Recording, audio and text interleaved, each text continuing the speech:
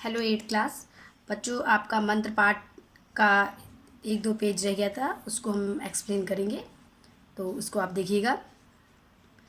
कहानी, प्रेमचंद की कहानी मंत्र वहाँ तक पहुँची थी जब कैलाशनाथ को सांप ने काट लिया था और डॉक्टर चड्ढा बहुत परेशान थे। अब उसके बचने की कोई उम्मीद नहीं थी। तो ये खबर किसी ने भगत को दी थी। भगत वो जो कभी अपने बच्चे के इलाज के लिए डॉक्टर चड्ढा के पास गया था, और डॉक्टर चड्ढा ने ये कहकर उसके बच्चे का इलाज नहीं किया था कि वो उनके खेलने का समय था, गोल्फ खेलने का समय था।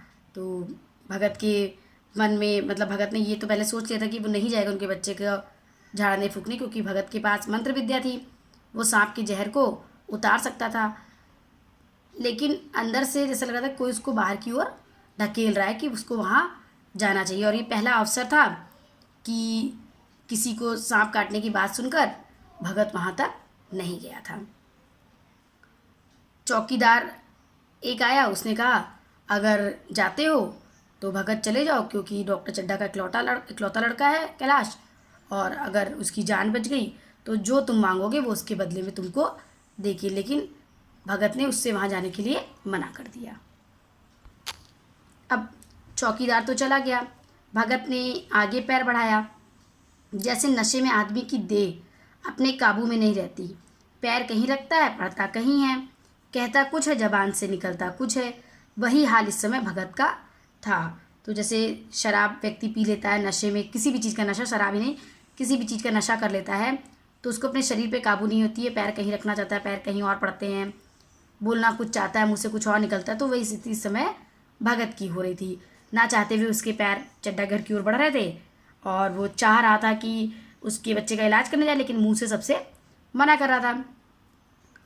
उसके मन में प्रतिकार था, पर कर्म मन के अधीन ना था।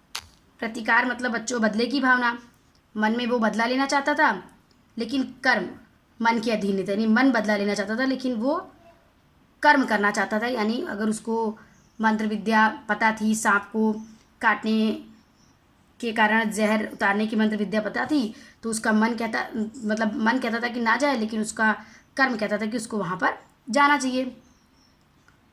जिसने कभी तलवार भी नहीं चलाई वह इरादा करने पर भी तलवार नहीं चला सकता। कि जिस व्यक्ति ने कभी किसी का नुकसान करने के इरादे से कोई काम ना किया हो, तो चाह कर भी वो किसी का नुकसान नहीं कर सकता। इसका मतलब ये है। उसके हाथ कांपते हैं, उठते नहीं हैं। तलवार का एग्जाम्पल दिया गया बच्चों की, जो तलवार नहीं चला सकता है वो कभी भी तलवार उठाकर किसी के ऊपर चला नहीं सकता है। जिसने कभी ना चलाई हो तो वो चाह कर भी नहीं चला सकता है। वो अगर तलवार उठाएगा तो उसके हाथ कांपेंगे, उठेंगे ही नहीं। वही स्थिति भगत की थी। भगत ने आज तक कभी ऐसा नहीं किया था कि सुन करके किसी के इलाज के लिए ना गया हो। तो भगत लाठी खटखट करता लपका चला जाता था, लाठी हाथ में लेकर वो आगे की ओर चला जा रहा था जल्दी जल्दी। चेतना रोकती थी पर उपचेतना उसे ढकेलती थी। बाहरी मन रोकता था, अंदर मन उसको डॉक्टर चड्ढा के घर की ओर ढकेल रहा था। सेवक स्वामी पर हावी था। आधी राह निकल जाने के बाद सहसा भगत रुक गया। यानी आधी रात बीती तो अचानक भगत रुक गया। हिंसा ने क्रिया पर विजय पाई और मैं यूं ही इतनी दूर चला आया। मतलब पहले तो उसका कर्म मजबूत था, कर्म जीत रहा था मन पर, लेकिन अब क्या हुआ, हिंसा ने कर्म पर विजय प्राप्त कर ली। उसके मन में फिर विरोध की भावना आ गई, बदले की भावना आ गई। उसने कहा मैं फालतू का इतना दूर चला आया, इस जाड़े पाले में मरने की मुझे क्या पड़ी थी। आराम से सोया क्यों नहीं, नींद ना आती तो ना सही 2-4 भजन ही गाता। व्यर्थ इतनी दूर दौड़ाया, चड्ढा का लड़का रहे या मरे मेरी बलास। उसने कहा जिंदा रहे चाहे मरे मेरा क्या जाता है। मेरे साथ उसने कौन सा बहुत अच्छा सलूक किया था, व्यवहार किया था कि मैं उसके लिए मरूं। दुनिया में हजारों मरते हैं, हजारों जीते हैं, मुझे किसी के मरने जीने से क्या मतलब। ये बात भगत के मन में आ रही थी जब उसने देखा कि डॉक्टर चड्ढा, जब उससे मतलब ये याद आया कि डॉक्टर चड्ढा ने किस तरह से उसके बच्चे का इलाज नहीं किया था और उसके बच्चे की मृत्यु हो गई थी। तो ये सोचकर अब भगत के मन में फिर आने लगा कि वो क्यों जाए डॉक्टर चड्ढा के बच्चे का इलाज करने के लिए। लेकिन उपचेतना अंतर मन ने दूसरा रूप धारण किया। जो हिंसा से बहुत कुछ मिलता जुलता था वह झाड़ फूक करके करने नहीं जा रहा था। अब उसके मन में एक बात और आई बच्चों, ये पेज नंबर 15 खोलिएगा आप लोग। उपचेतना विचार श्रृंखला, जो वो सोच रहा था, जो वो विचार कर रहा था, उसने कहा कि ठीक है, मैं डॉक्टर चड्ढा के लड़के का इलाज करने थोड़े जा रहा हूँ, मैं तो ये देखने जाऊँगा कि लोग क्या कर रहे हैं, यानी वहाँ तमाशा देखने, डॉक्टर चड्ढा का रोना पिटना देखूंगा कि किस तरह से सिर पीट रहे हैं लोग, रो रहे हैं, मतलब मैं तमाशा देखने वहाँ पर जाऊँगा, कैसे बेटे की मृत्यु के बाद लोग क्या कर रहे होंगे, लोगों की क्या स्थिति होगी, डॉक्टर चड्ढा की स्पेशली क्या स्थिति होगी, किस तरह पछाड़े खाते होंगे, किस तरह बेहोश हो रहे होंगे, रो रहे होंगे।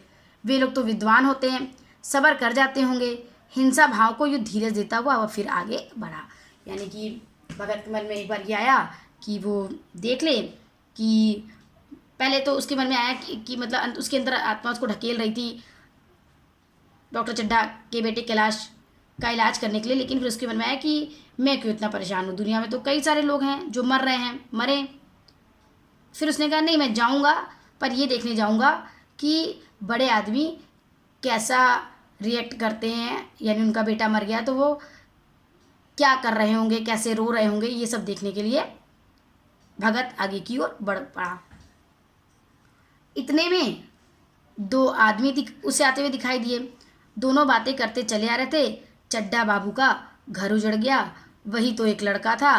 तो भगत के कान में ये आवाज़ पड़ी कि दो लोग बातें कर रहे हैं, कह रहे हैं कि चड्ढा बाबू का घर उजड़ गया, वही एक लड़का था। यानी कि भगत को लगा कि शायद अब लड़का मर ही गया।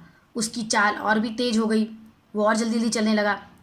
थकान के मारे पाँव ना उठते थे, मतलब थका था, पैर नहीं उठ रहे थे, फिर भी जल्दी जल्दी चला जा रहा था। शिरोभाग इतना बढ़ा जाता था मानो मुंह के बल गिर पड़ेगा। शिरोभाग होता सिर का भाग, आगे का भाग आगे आगे करके वो जल्दी जल्दी दौड़ा था, चल रहा था कि मानो सर के बल गिर पड़ेगा। इस तरह वो कोई 10 मिनट चला होगा कि डॉक्टर चड्ढा का बंगला उसको नजर आ गया। बिजली की बत्तियां जल रही थी, वहाँ लाइट वाइट थी, जबकि भगत के घर में तो डिबरी थी, वो भी सोते समय उसने बंद कर दी थी। तो बिजली बिजली चमक रही थी, लाइटें बत्तियां जल रही थी, लेकिन सन्नाटा छाया हुआ था। रोने पीटने की भी आवाज़ नहीं थी, मतलब भगत ने सोचा रो रहे होंगे, चिल्ला रहे होंगे, पर कोई रो गा भी नहीं रहा था। भगत का कलेजा धक धक करने लगा। उसने सोचा कहीं मुझे देर तो नहीं हो गई, यानी ऐसा तो नहीं कि वाकई में कैलाशनाथ मर गया। वह दौड़ने लगा। अपनी उम्र में वह इतना तेज कभी ना दौड़ा था। बस यही मालूम होता था मानो उसके पीछे मौत दौड़ रही ना, पीछे मौत पीछा कर रही है और खूब तेजी से दौड़ रहा हो। इतनी तेज गति से वो दौड़ रहा था डॉक्टर चड्ढा के बंगले के पास जाने के लिए। 2 बज गए थे, मेहमान विदा हो गए। रोने वालों में केवल आकाश के तारे रह गए थे। जो भी उस वर्षगांठ के उत्सव में जितने भी मेहमान आए थे वो सब चले गए थे। रात के 2 बज गए थे, आसमान में केवल तारे टिमटिमा रहे थे और बाकी लोग रो रो कर थक गए थे। अब रोने की ताकत किसी के अंदर नहीं थी। बड़ी उत्सुकता के साथ लोग रह रहकर आकाश की ओर देखते थे कि किसी तरह सुबह हो जाए और लाश को गंगा में बहा दिया जाए। ये कैलाशनाथ के जीवन का लगभग अंत ही हो चुका था। सब लोग ये इंतज़ार करते सुबह हो और कैलाश के का अंतिम संस्कार किया जाए। सहसा भगत ने द्वार पर पहुंचकर आवाज़ दी। अचानक भगत द्वार पर पहुंचा और उसने आवाज़ दी, डॉक्टर साहब, समझे कोई मरीज आया होगा। तो जब भगत ने रात में 2 बजे आवाज़ दी तो उन्हें लगा कोई मरीज आया है। तो उसने कहा किसी और दिन उन्होंने उस आदमी को धुतकार दिया होता, मगर आज बाहर निकल आए।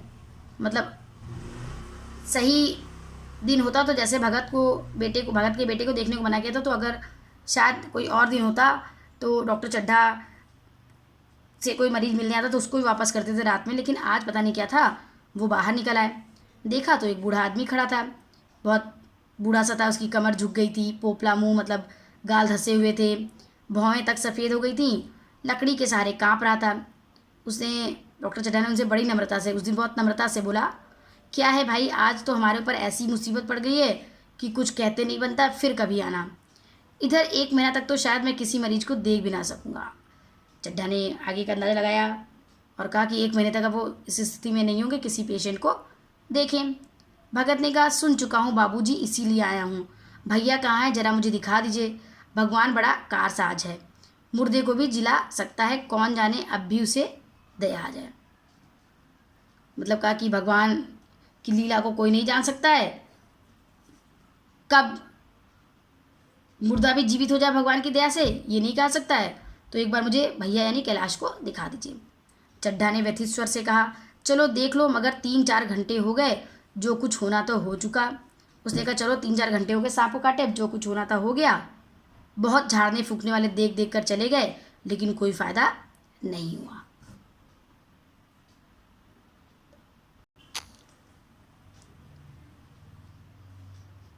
डॉक्टर साहब को तो आशा क्या होती। हाँ, उन्हें बूढ़े पर दया आई कि चलो इतनी दूर से बूढ़ा आया है तो एक बार बच्चे को दिखा देते हैं। अंदर ले गए।